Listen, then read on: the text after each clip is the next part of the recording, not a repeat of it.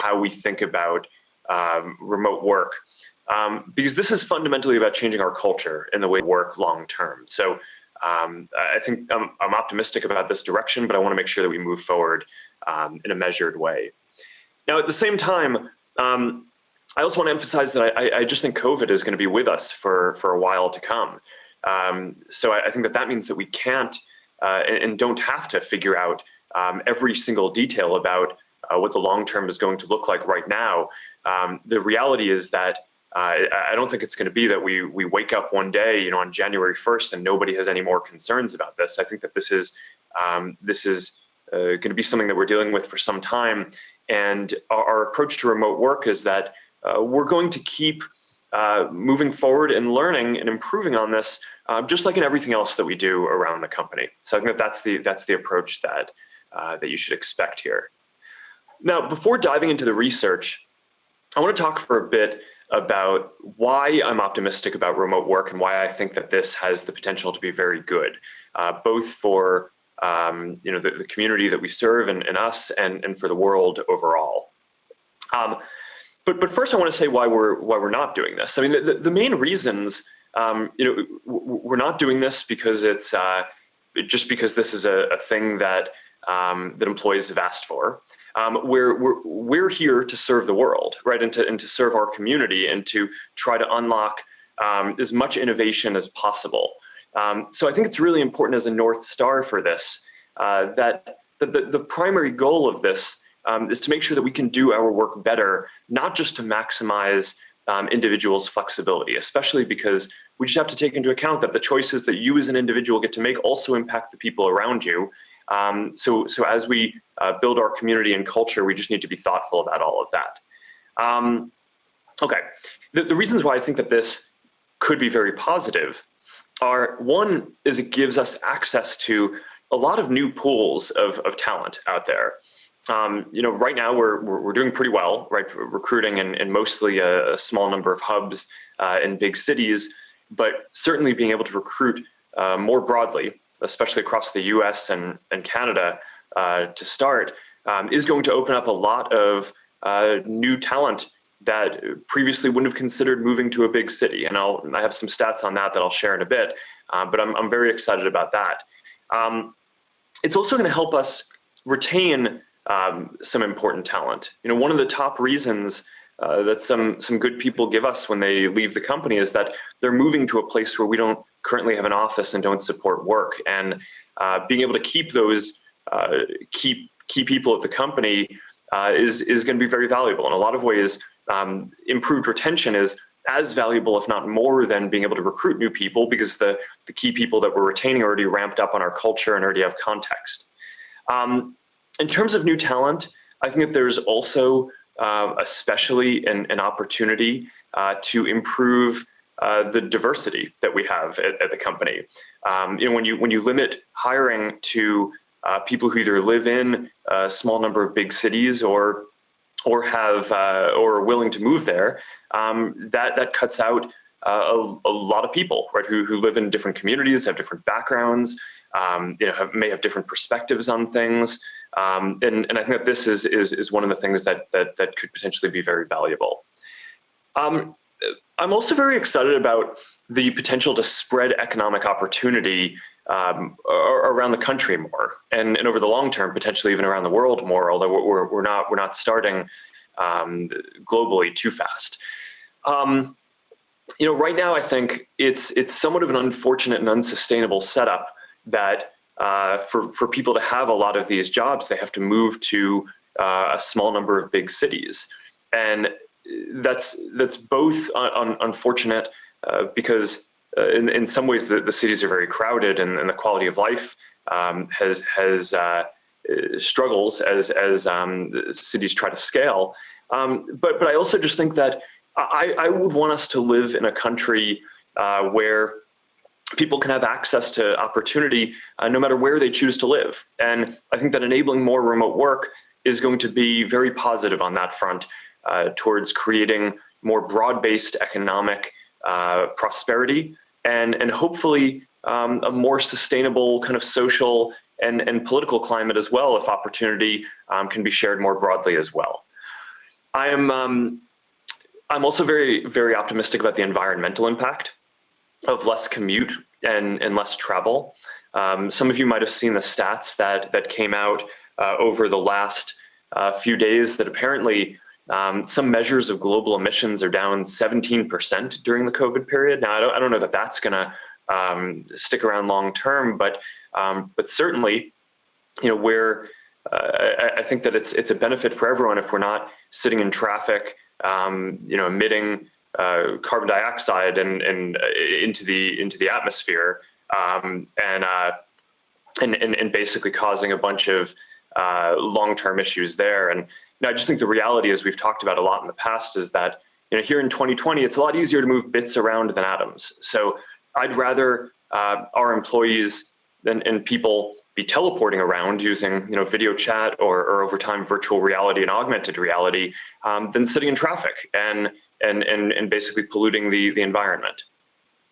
Which gets us to the last point here, which is that, and this one is a little more specific to Facebook, which is that this moving to more remote work, I think, will give us the opportunity to advance some of the important future technology that we're working on. A lot of what we build are things that help people communicate and that give people a feeling of connection and presence even when you can't be together in person. So whether that's the private social platforms that we're building with WhatsApp and Messenger, the work that we're doing with Workplace to help enterprises stay more connected, all the work on video chat and Messenger Rooms, Portal, and all the work that we're doing there. And ultimately, over time, virtual and augmented reality, this is all about a feeling of presence. And I think we all already use a lot of these tools for consumer uses. But as we use them more for work as well and eat our own dog food, as it were, then I think that we're just going to advance the state of that technology a lot more in a way that I'm quite excited about. And we're already starting to move in this direction a little bit. I was going to share some stats internally, but I guess since this is a public live stream, I'll share them publicly too. Workplace is now at 5 million paid subscribers and users, and that's up 2 million since this COVID period began. Work Groups, which we just launched about 6 months ago, now has more than 20 million monthly actives after again just about 6 months, and we're adding to Portal a bunch of workplace and kind of remote work features. Historically it's been more of a consumer product, but we're adding Workplace video chat and other integrations for other video chat coming over time. And on top of this, we're also more widely releasing Oculus for Business, because what we're seeing is that there's a very growing demand for VR-powered training and collaboration. So I think that if remote presence is going to be increasingly important for how organizations operate, it really makes sense for us to be living our values here and for us to be working more remotely as well in order to really build a lot of empathy for what our customers and the people using these products are going to see in order to advance the state of that technology here. All right, so now I want to go through a little bit of what we've learned so far. I'll just I'll summarize qualitatively, and then I'll go through some of the stats. First, hold on a second, I'm getting a phone call. Well, okay. Seems like that was nothing. All right, what is remote? First is a lot of people have reported higher productivity. Although there are certainly challenges that people are reporting, like having their kids home from school or just being alone if you're single for an extended period of time. But in some ways, people who've worked remotely previously say that even though they've had good productivity during this period, they've had even higher productivity working remotely in the past. But I think that has certainly alleviated one of the big concerns that we, and I think a lot of others had historically, which is whether during this COVID period, productivity was just going to fall off a cliff, and it certainly hasn't.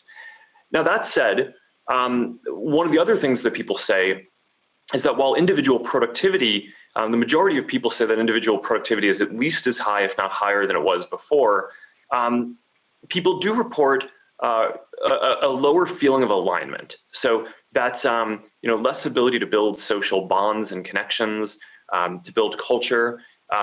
It's harder to have group creativity, things like whiteboarding, more free-flowing conversations. And that's going to certainly be something that we need to work on as we move in this direction, because those are important parts of company culture, of course. And one thing that a lot of people have said is that it's just unclear at this point how much we're just all drafting off of existing bonds that were built before this COVID period that have the potential to fray or break down over time. A lot of people also talk about how the less commute is a big advantage, and most people seem to be splitting their time between giving a little bit more to their work and giving a little bit more towards personal life. So that seems like a completely reasonable balance to me. But people also report that work-life balance is a bit harder, right? Especially because now if you're working from home, I think we are going to all need to be a bit more rigorous about drawing lines between our work and our families or our personal lives, so that way it doesn't all just blur together. It's very easy for it to blur together, and I think over the long term that would be unhealthy and not as good as it should be. A lot of people have also said that they feel like when everyone is working remotely, especially for people who are in remote offices or some of our other offices outside of our headquarters in Menlo Park already, because now, when you're in a video chat, everyone has their own grid tile, right? So it's not like you feel like you're video chatting into a meeting that's happening somewhere else. And maybe you kind of miss some of the side conversations, or you miss some of the chatter a minute or two before and after the meeting. Now it really feels like the meeting is happening on the internet to onboard during this period. And I don't think we can fully measure the effects of that yet. We'll have more details on that over the coming months, but that's certainly something that we're watching closely. And of course, a lot of people have just said that they want to see other people in person, as soon as possible. And I'll share some numbers on that in a minute. So overall, here are the basic survey results. Like I said, more than 50% of people say they're at least as productive at home as they were before. In terms of preferences and how people work going forward, about 20% of employees said that they were either extremely or very interested in full-time remote work after this COVID period. And on top of that 20%, another 20% said that they were somewhat interested in full-time remote work. So that's 20 to 40% of you all who took the survey said that there was some interest in remote work. Now that said, there are about 50% of employees, maybe a little more, who said that they really just want to get back into the office as soon as possible, and that's their preference for how they want to work long term. Now we didn't ask people to only select one choice, so you were able to select multiple. And I want to call out that the largest group of people, about 60% of employees, what they asked for was not full-time remote or full-time office, but flexibility and a mix of maybe 50% office and work from home. And on that front, I just want to clarify that these are somewhat different concepts. I mean, remote work that means that you generally, you're not in the office. You don't have a desk in the office. You're working from somewhere else. Maybe you visit the office for a meeting or an on-site periodically, but it's not kind of moving back and forth. Whereas flexible would mean that you basically you have some schedule for working from home or somewhere else, and you have some schedule for working in the office. And today I want to clarify that that we're going to talk mostly about remote work, not flexibility, because the reality right now is we don't know what the offices are going to look like when we move back, and we're going to learn a lot more over the next few months. But certainly for the near term, we're not even going to have enough capacity in the offices to serve people who want to be there full time. So we got to get there before we can really start talking about how we're going to be able to allocate desks to people who don't even want to use them a lot of the time. So I think that that's something that I just want to that I think we need to punt a little bit further down the road. In terms of remote work, the preferences that we've heard, more experienced and more tenured people want to work remotely more than junior people. and new grads. In some places, the delta is almost 2x. So that's a big deal. One thing that I really wanted to check in on was there was no difference in preference by gender. And that's one that I really care about, because one of the things that a lot of people have talked about is when people work from home or work remotely, does that end up putting a disproportionate amount of domestic work and other load, especially on women, and would it be tougher? So I wanted to make sure that if we were moving in this direction, there wasn't some kind of gendered preference here, and it doesn't seem like that's the case. Another stat that I think is interesting is that of the people who said that they might want to work full-time remotely, about 45% of them said that they were pretty confident that they were going to move to another place if they had the opportunity to do that. And on top of that 45%, another 30% said that they might move. So that's as many as 75% of the 20 to 40% of people who said that they're interested in full-time remote work, who, if they're able to do that, would move to another place. And in terms of preferences, of the people who said that they would prefer to stay in the US, it's about 38% said that they would prefer to move to another big city. And then the rest said that they would move to a different kind of smaller city or other type of area like that. So I thought that was pretty interesting. We asked managers how they were thinking about if they had the choice to support fully remote teams. 30% of managers said that they would definitely support fully remote teams. Another 30% said probably, and only 10% said that they would definitely not want to if they had the choice. So I thought that was kind of interesting. All right, let me get into some of the challenges and open questions that we've learned. The first, as I mentioned before, was around creativity and culture. A lot of the work tools that we have today around messaging or video chat, I think do feel somewhat transactional. They're good for productivity, good for getting things done, but not as good today for building bonds or just being places where you want to hang out and informally communicate or share ideas or ideate and brainstorm. So one of the clear things I think over the next few years that needs to happen is there's a big opportunity to build new tools. I would imagine that the new companies will get created around this. Internally, we're going to plan a hackathon or a series of hackathons where a lot of people internally get to work on kind of, we'll probably call it some kind of like creativity hackathon, basically around internal tools focused on creativity and software interaction around remote work. Over time, in order to facilitate culture building, once we're past this COVID period where people can travel more, I do think that that's going to mean some more travel for a lot of people over time. Instead of having offsites where your team is generally in the office, but every once in a while you get together and go offsite and do something, I think now we're going to be doing on-sites where once a month or once every 2 months, teams are going to be getting together for a day or two or maybe more to just get everyone together and build culture and build the bonds. I think that that's going to be incredibly important to making this work.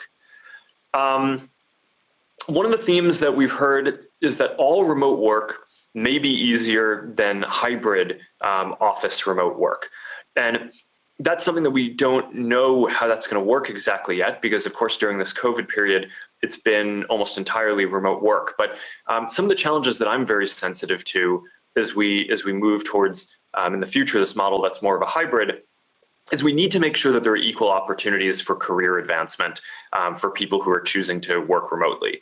And the analogy that we've kind of used on this is that internally we have this IC or individual contributor track compared to the manager track.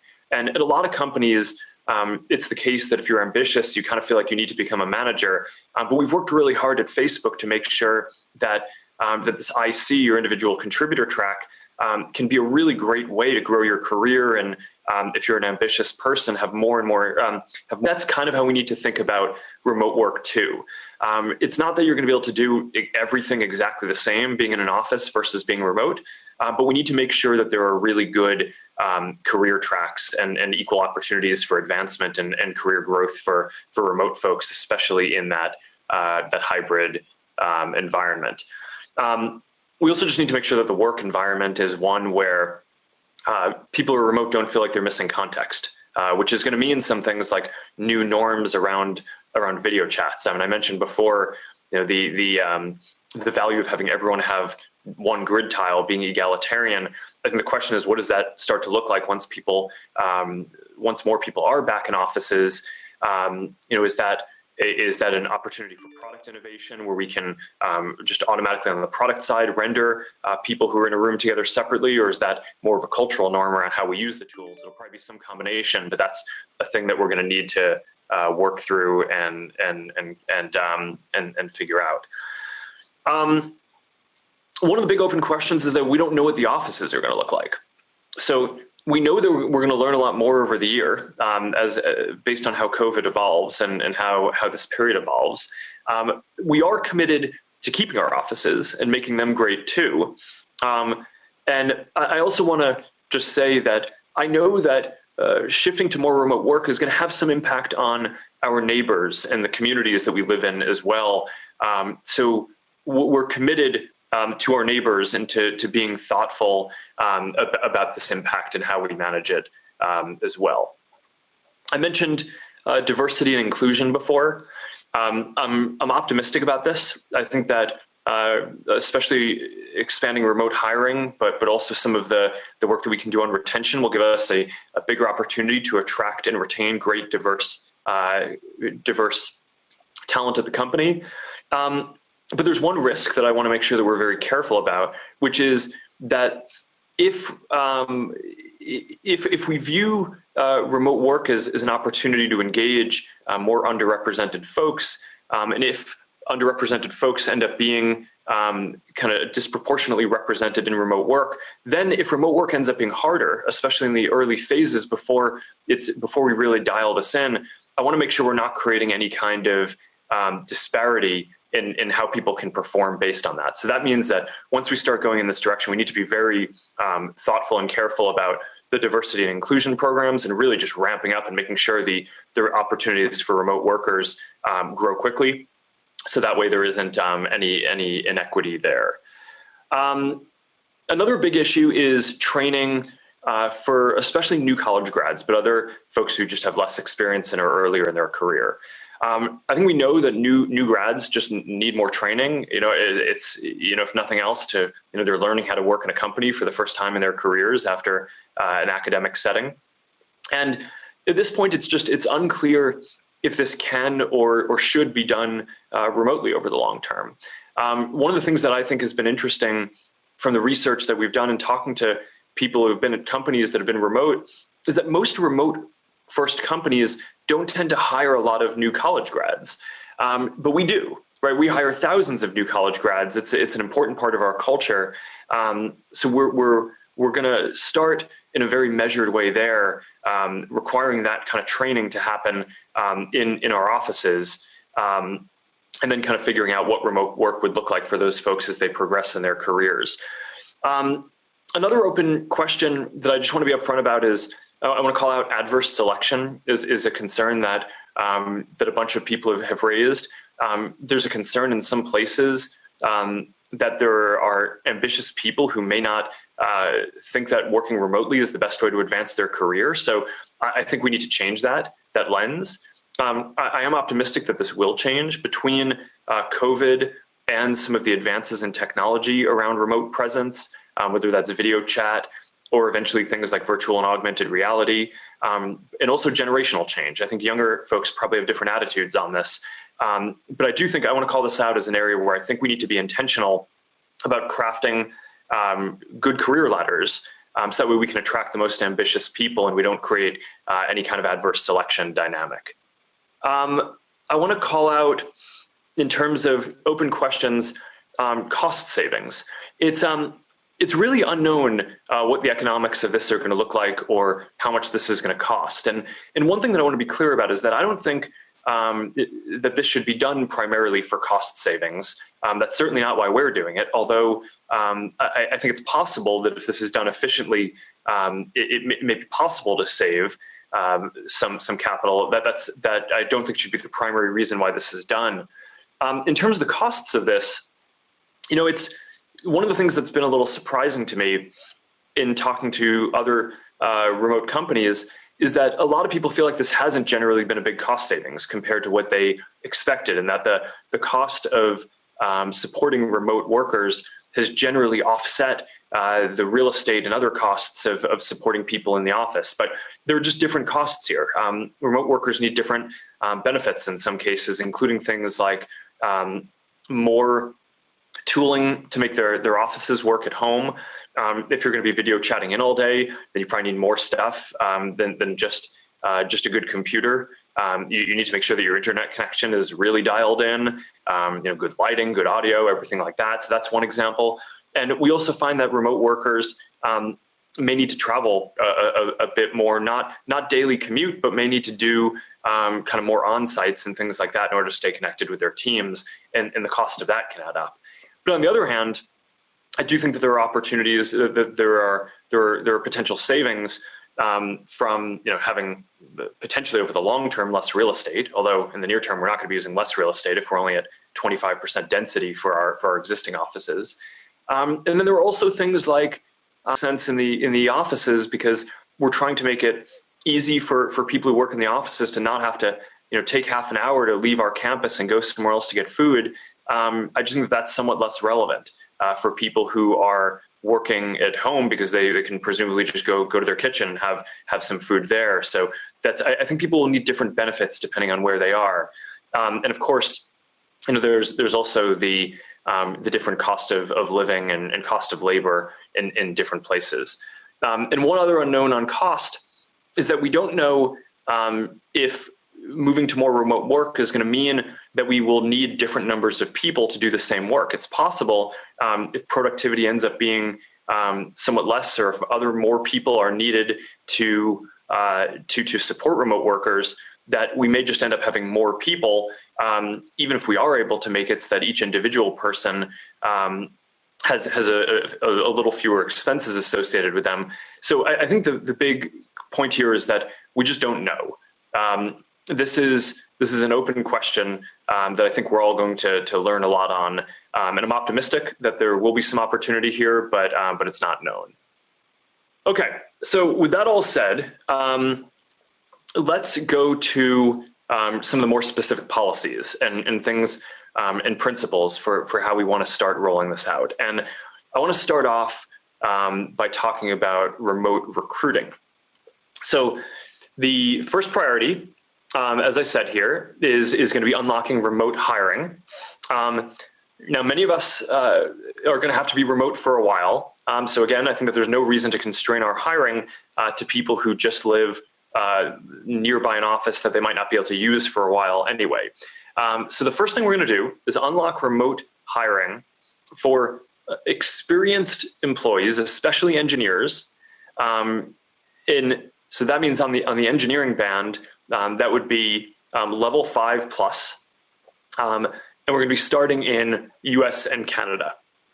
And from initial discussions that we've had with our engineering leaders, we know that there's a lot of demand for basically as many experienced engineers as we can find. There's lots of demand for remote IC 5 plus engineers.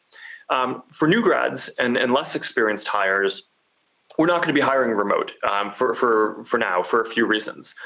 First, as I mentioned before, we think that the in-person training is critical for ramping people up, and we can also we're also able to hire our full demand for these folks from existing locations. So operationally, we don't think it's necessary yet to take on additional complexity of figuring out at the same time as we're figuring so many other things out, how to do remote training. So we'll kind of figure that out over time. Now, in terms of recruiting, there are 3 geographic categories that we're thinking about in terms of our recruiting for remote work. The first is people who live a little further out from the cities where we have existing offices, especially existing engineering offices. So, maybe say people who live, a 1 to 4 hour drive away from our existing hubs, and that includes extended suburban areas, it includes some rural areas. It also includes Cities like Portland is within that drive from Seattle. San Diego is within that drive from LA. Philadelphia and Pittsburgh are within that drive from the New York Center. So that's the first category. The second category are new hubs that we want to set up. And when I say new hubs, these aren't necessarily offices. Over time, we will likely create some kind of physical space for the community to come together there. But the idea for these hubs is that we want to create some scale. So we want to focus the recruiting energy in some cities where we can get to hundreds of engineers. That way there can start to be a community. The people in that city can help support each other, and also can start really building a community where they refer other great engineers in that place, and we can get some return on scale. So the three hubs that we're going to start off building are Atlanta, Dallas, and Denver. And then the third category, beyond the range around the existing offices, these new hubs, the third category is just more remote areas. And we're going to focus our operational energy to start on recruiting in categories 1 and 2. So that's kind of the existing regions further out around the existing centers and these new hubs.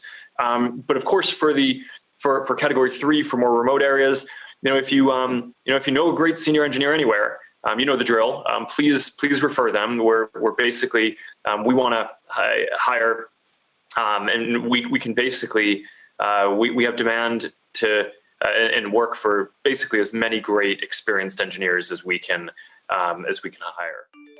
I want to talk a little bit about comp. As you know, our policy here has been for years is already that comp varies by location, and it's basically we pay market rates. We pay very well. We pay basically at the top of the market, but we pay a market rate, and that varies by location. So we're going to continue that principle here. So that means that if you live in a location where the cost of living is dramatically lower or the cost of labor is lower, then salaries do tend to be somewhat lower in those places, even though with a somewhat lower salary, you can often still have a better quality of life than you could have in some of the big cities. So that's comp. On product group leads, and we're going to have product group leads, and the business leads are going to have some discretion, at least to start, over which teams can be all remote, and which are hybrid, and which support remote work at all. So we're going to be deciding on a function-by-function basis whether, especially on the business side, whether certain types of work we think really can even be done remotely long-term. And we're going to follow up with more detail on that. I'll share a little more on the principles of that in a couple minutes, but then we'll follow up with a definitive list on that over the coming weeks. Okay, so that is new hiring. Now let me talk about principles around basically how we're going to roll this out in a measured way for existing employees. And again, before getting into this in a lot of detail, I want to make sure that I want to ground us that our guiding principle here is figuring out what will enable us to serve our community best and unlock the most innovation. This will give employees more flexibility, but it is not primarily about giving and maximizing the amount of flexibility that an individual employee has. And I just think that approaching this thoughtfully and methodically, rather than just swinging the doors out as we go, is good important parts of our operational culture that are just critical to maintain and build, like how we do training, how we do career advancement, how we execute across different teams, how we build this hybrid model that I talked about before, and more. I also want to be upfront that while discussing remote work internally and batting this around with a lot of folks, a lot of people shared with me some negative experiences that they've had at past companies. And one thing that's become very clear to me is that this isn't just about giving you the choice about how you want to work. Supporting remote work affects everyone that you work with. And I'm optimistic that we can make this a positive experience broadly, but I also want to make sure that it's positive for the whole company and not just the people who themselves want to work remotely. Now, of course, we also have the reality is that the vast majority of employees are already working remotely and are likely going to continue to for months to come. As I mentioned before, we already announced that if you can productively do your job from home, you are welcome to through 2020. And the reality is, even now, we don't know what's going to happen beyond then. And if COVID is still prevalent, we may end up extending that period even further. And of course, we know that some people have health conditions or their families or members are vulnerable in some way, and those folks will have to take extra precautions for an even longer period of time. So we get all that. So all that adds up to that. I don't think that there's going to be a single moment when this COVID period is done, when we just wake up and say, okay, now we're at the long term. Now we can put in place these kind of definitive long-term policies. So our main focus has really been on trying to give people the flexibility you need, along with giving you some clarity about the decisions that you might get to make in the future, understanding that things will continue evolving and changing. And our goal here is to eventually enable many existing employees to become remote workers if you want, but we want to roll this out again in a measured way so we can learn what's working and open it up more over time. But one thing that I want to be clear about is that there's not really any decision for you to make today if you're an existing employee. Now you already get to choose how you work through 2020, and through that period you'll get to kind of figure out what the long-term plan is and whether you're eligible to do this. But I'm sharing these principles now to be transparent as we're working through all this. All right, so here are the basic criteria. If you want to request to move to permanent remote work, you will be able to if you meet the following criteria. One, if you are experienced here, which means if you're on one of the tech ladders, that means level 5 or above. On business ladders, it may be a lower level because some business employees start at lower levels than tech, so it may be slightly different for business, but for tech it'll be 5 and above. The second criteria is you have to have very strong recent performance, which includes 2 meets all expectations or above ratings in the recent cycles. 3, you have to be a part of a team that is supporting remote work. And 4 is you have to start by getting approval from your group leader. And this is going to start letting some people transition to permanent remote work with the principle that if it makes sense for both you and for the company for you to do that. This is also going to help us realize the retention benefit for a lot of top performers that I mentioned before. One of the top reasons why sometimes when people leave the company they give us is that they're moving to a place where we don't support work. And of course, if you're a high performer at the company and that's your situation, then we'll now most likely be able to accommodate you. But if your performance ratings haven't been excellent yet, we're worried while we're ramping this up about putting you in a potentially even more challenging work environment that we haven't fully optimized and tuned yet before we dial this in. So I'm hopeful that we'll be able to open this up further over time, but that's where we want to start. The experience threshold also means that new grads are going to have to work from the office during your training period, as I mentioned before.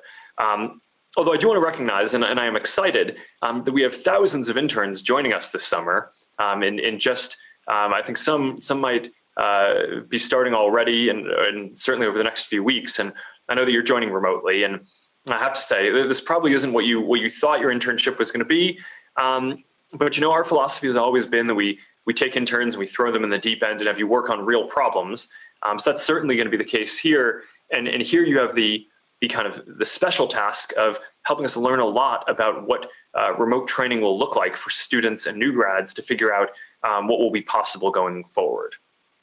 Okay, so product group leads and business leads are going to be following up over the coming weeks. I think it will be sometime later in June or so, if I'm not mistaken, although with a full list of which teams will be all remote and which are going to be able to support remote work. But as a basic guiding principle on this, if you have to be in the office to do your job, you're not going to be eligible for remote work. So that includes people who are working on hardware development, where you need to use complex machinery. It means content reviewers who are managing some of the toughest cues around things like suicide and self-harm, or terrorism, or things where we just want to make sure that we can really provide the mental health resources that you need, and do that in person to make sure that people are getting the support that they need for these very difficult jobs. And of course, this applies to things like data center technicians and roles like that. Also, if your job just requires you to be near the people you serve, then your group as a whole probably isn't going to be eligible for remote work. And this, of course, is going to include parts of sales, policy, and partnerships, where your jobs are directly service jobs and working with external stakeholders and partners. You're going to need to be near them. This includes parts of recruiting. If your job involves greeting candidates at the office, it probably involves roles like HR business partners if you have to work with teams that are in the office, or lawyers who need to be near a court, or things like that. So that's just as a general principle, but we'll follow up with the full list. Let me talk about comp. Again, as has been our policy for a number of years, your salary will be adjusted if you change location. We have a grace period during COVID for people who are working remotely from a different place now. So we're not adjusting comp now, but soon we're going to need everyone to tell us where you're working from now, and at some point move back to either where you live, so we can do our accounting and taxes properly, or tell us the new place that you're living. We're setting a date for January 1st for people who are in the US for this, for when you either need to move back to where you were, or tell us where you are, and we'll basically adjust salary to your location at that point. But I mean, again, this is important for taxes and accounting. We're mostly going to rely on the honor code for this, and you guys all telling us where you're living, but we are going to put in place some basic precautions to make sure we're managing this responsibly, like checking the location that people are VPNing in, or things like that. And I just have to say, there will unfortunately have to be severe ramifications for people who are not honest about this, because again, this is important for filing taxes correctly. And you may be breaking the law if you're not being honest about this. So I just think this is an important thing to take seriously. I want to talk about flexibility. Because a lot of people in the survey asked for flexible work rather than remote work. So maybe like a 50-50 in the office, at home. And again, I want to be clear that I think that there's a distinction between remote work and flexible work. And we just don't feel like we're in a position to make a decision on flexible work right now, since right now most of us have to work fully remotely anyway, and we just don't know what the offices are going to look like. And like I said, if we are only at 25% density, it's going to be a while before we can even get people desks who want to be in the office full time. And of course, we're going to prioritize that first. But there are also just a lot of long-term questions here. How do we make the offices effective and full of energy if a lot of people who have desks aren't around? If different teams want to adopt different standards for when they work from home and when they work from the office, does that make it harder for people to transfer internally and limit people's career opportunities? That's certainly something I really care about. And of course, from a cost perspective, we kind of expect there to be costs for supporting remote work and costs for supporting office work.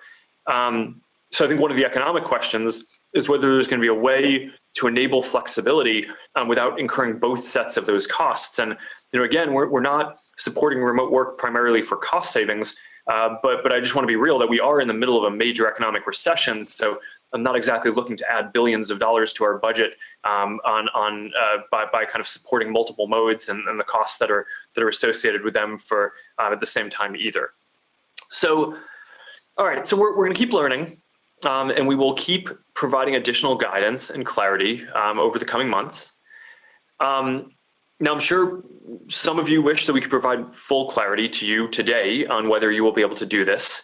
But I just, again, want to reiterate our North Stars here. We're doing this to best serve our community, and and to best unlock innovation. That's what matters.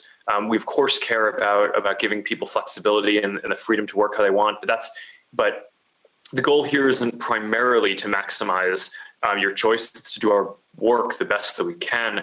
So we need to recognize that this affects everyone here, not just you, and that the choices that you make affect the people around you as well. So we need to be measured about how we roll this out. And I want to say we're not alone, obviously, in having to figure this out. The whole industry is taking the time to figure out what is right. But what I can commit is that I think we're going to be the most forward-leaning company on remote work, especially at our scale. And we're going to do this with a thoughtful, responsible plan. And once more, I think this is an area where I think it makes sense for us to lead because of the products and technology that we build. They're so focused on